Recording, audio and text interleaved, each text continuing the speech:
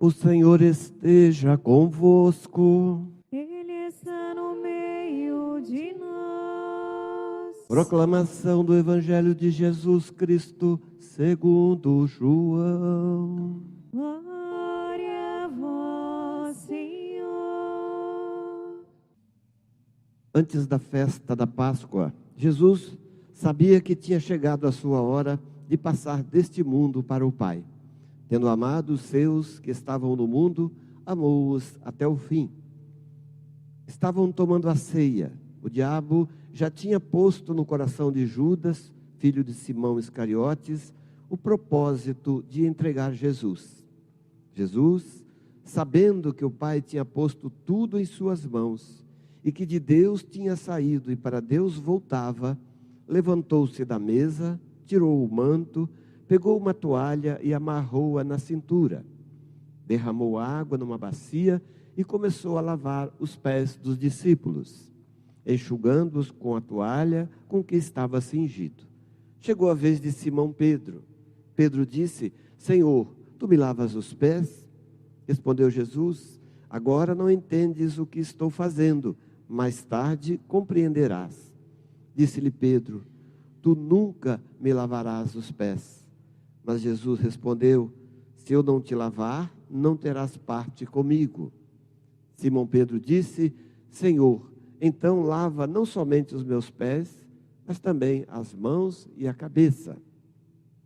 Jesus respondeu: quem já se banhou não precisa lavar, senão os pés, porque já está todo limpo. Também vós estáis limpos, mas não todos. Jesus sabia quem o ia entregar, por isso disse: nem todos estáis limpos. Depois de ter lavado os pés dos discípulos, Jesus vestiu o manto e sentou-se de novo. E disse aos discípulos: compreendeis o que acabo de fazer? Vós me chamais mestre e senhor, e dizeis bem, pois eu o sou. Portanto, se eu, o senhor e mestre, vos lavei os pés, também vós deveis lavar os pés uns dos outros. Dei-vos o exemplo, para que façais a mesma coisa que eu fiz. Palavra da salvação. Glória a vós, Senhor. Queridos irmãos e irmãs, a gente contempla nesse gesto de Jesus de lavar os pés dos discípulos, resumo de toda a sua obra.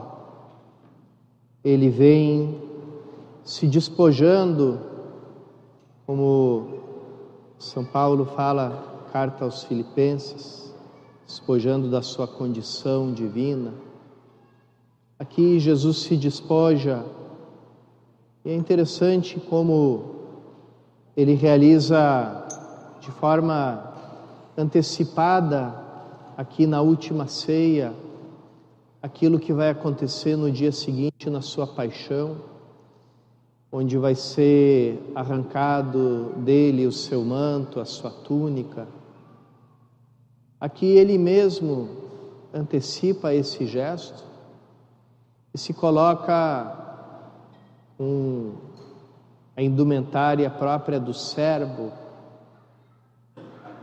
só revestido ali com a sua veste, com o seu avental, com a sua toalha, né? E começa a lavar os pés dos discípulos, realizando aquele serviço que era reservado para os escravos mais humildes, né? De mais baixa categoria. Ele faz isso, nós sabemos, também pelo relato de Lucas, no meio daquela discussão que se arma entre os discípulos ao escolherem os lugares na mesa da última ceia. Quem é mais importante? Quem vai ficar mais perto do mestre, esse é o mais importante. Então, qual de nós é o mais importante dos outros? E ali começaram a disputar os primeiros lugares mais perto de Jesus. Aí Jesus realiza esse gesto escandaloso aos olhos deles, de não ficar ali presidindo a ceia, sair do seu lugar principal e ir para o último lugar, aquele lugar que nenhum deles tinha pensado, né? Quem é que ia lavar os pés dos discípulos na última ceia? E Jesus se levanta e vai fazer esse serviço. Então, Ele que veio nos libertar de toda a escravidão,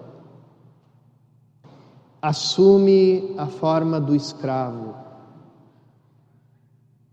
E como é bonito isso, porque o anúncio da nova vida em Cristo é o anúncio da liberdade, o anúncio da libertação de toda forma de escravidão, e de forma especial aquela escravidão mais fundamental que se abriga no nosso coração, e ao mesmo tempo que nós nos tornamos livres do pecado, livres até, como São Paulo tantas vezes diz nas suas cartas, livres em relação aos mandamentos, porque os mandamentos são para os escravos, não são para os filhos. O filho vive a vida no Espírito e, portanto, vive a vida no amor, e quem vive a vida no amor cumpre todos os mandamentos sem precisar de uma lei que te escravize, que te proíba. Mas como é essa vida no amor, como é essa vida no Espírito, ela se traduz nessa atitude de serviço. Então Paulo fala: sede servos uns dos outros. Nesse momento, o servo não é mais aquele escravo, aquele obrigado a se submeter a um outro, mas alguém que voluntariamente, livremente, amorosamente, alegremente, entrega a sua vida e coloca a sua vida a serviço. E ali já não tem mais servos e senhores, dominadores, dominados, mas uns servindo aos outros, servindo uns aos outros. Como diz aqui Jesus: vós deveis lavar os pés uns dos outros. Essa é a forma que o amor toma. Também nesse texto de São João que a gente escutou, existe claramente uma referência ao batismo. Aquele que lavou a cabeça não precisa mais se lavar todo, apenas precisa lavar os pés, porque os pés vão pegando a poeira do caminho, né? Naquela época que eles andavam com sandálias, ia pegando a poeira do caminho. Me lembro até hoje, o primeiro lava-pés que eu fiz, numas missões, lá naqueles arredores de São Paulo, daquela cidade de Itaquaquecetuba, né? Esses nomes de cidade paulista que se tem intermináveis, né? Mas o povo ali carinhosamente chama de Itaquá, né? Até para abreviar um pouco. E ali eu fui numa comunidade, estava chovendo, as ruas eram de chão, e o povo veio de sandália havaiana, né, para o lava-pés. Então realmente ali lavou os pés de deixar água vermelha, assim, né? Foi lavar, não foi só litúrgico aquela lavagem dos pés, né? Foi de verdade, foi para valer. E como impressiona esse gesto, a gente ajoelhar diante dos pés de uma pessoa e lavar os pés dela. Então, a igreja vê nesse gesto também a realidade que vocês estão experimentando muito esses dias, né, do sacramento da confissão. Aqui o tempo todo também, né, dizem aqui para nós padres, que dias, que horários vocês estão confessando na Semana Santa? Vai ter confissão comunitária, né? Bendito seja Deus, que bom que a gente está procurando a confissão nesses dias. E justamente pensando nisso, nós aqui da paróquia resolvemos alargar mais, né, o espaço para esse sacramento.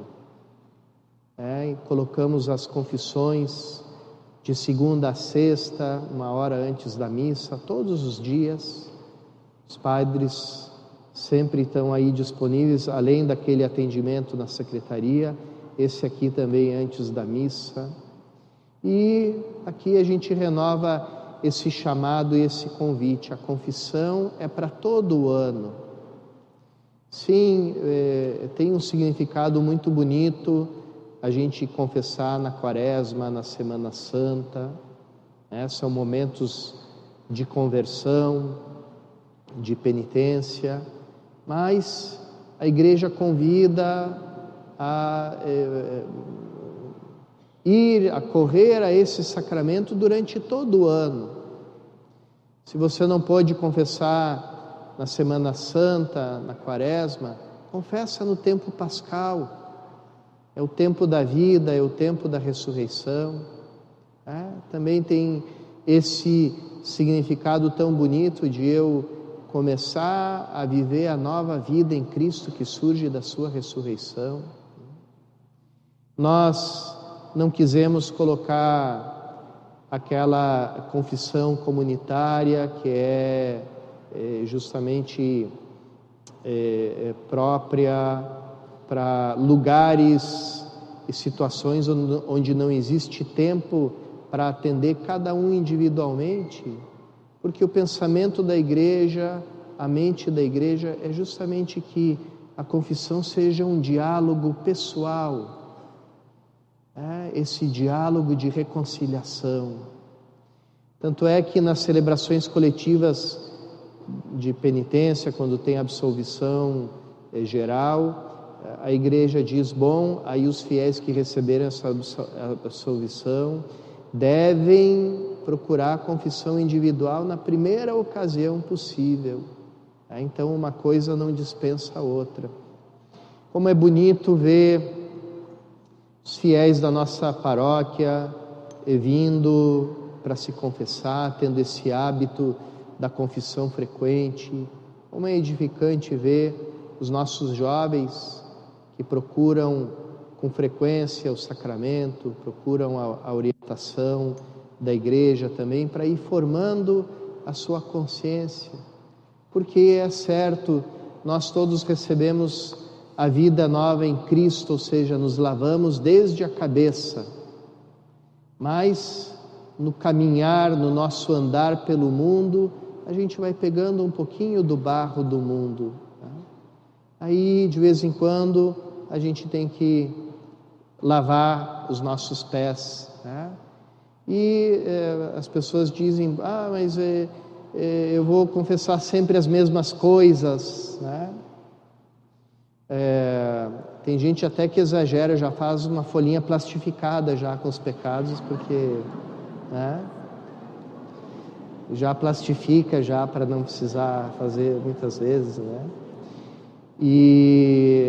mas não importa, assim como a gente tem que lavar a casa com frequência, lavar a louça com frequência, limpar a casa, assim também a gente vai lavando, limpando o nosso coração e aí crescendo na vida divina, na comunhão com Deus, na grande comunhão.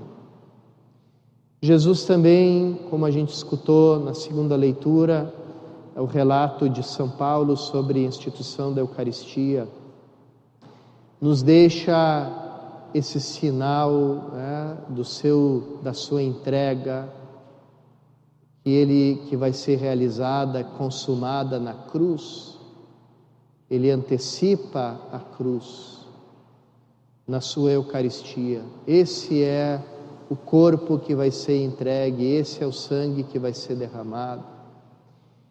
E nos dá o seu corpo e o seu sangue, ou seja, a sua vida divina e humana, como alimento, como restaurando esse jardim de delícias onde o ser humano foi colocado, porque Deus cria o ser humano como comunhão, entrega a sua vida ao ser humano e a sua vida se manifesta nessa comunhão com o mundo através do alimento. O ser humano recebe o amor de Deus em forma de alimento, né? Quando o mundo todo é entregue ao ser humano como alimento, e realiza por meio da alimentação a sua comunhão com Deus, o seu ato de amor, de agradecimento, de ação de graças. O mundo todo foi criado para ser um sacramento de comunhão do homem com Deus, e o ser humano foi criado para ser o sacerdote desse sacramento.